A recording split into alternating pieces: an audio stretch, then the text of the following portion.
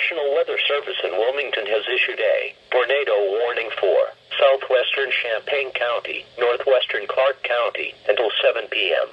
At 6:31 p.m., radar indicated a severe thunderstorm capable of producing a tornado located near State Route 41 at State Route 235, moving east at 20 miles an hour.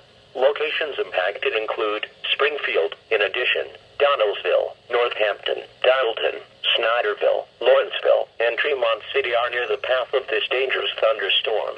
This includes the following interstate: Interstate 70 between mile markers 52 and 57. Take cover now.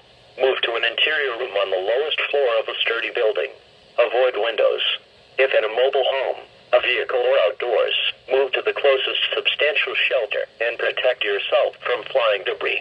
To report severe weather, go to our website at weather.gov/ILN and submit your report via social media when you can do so safely.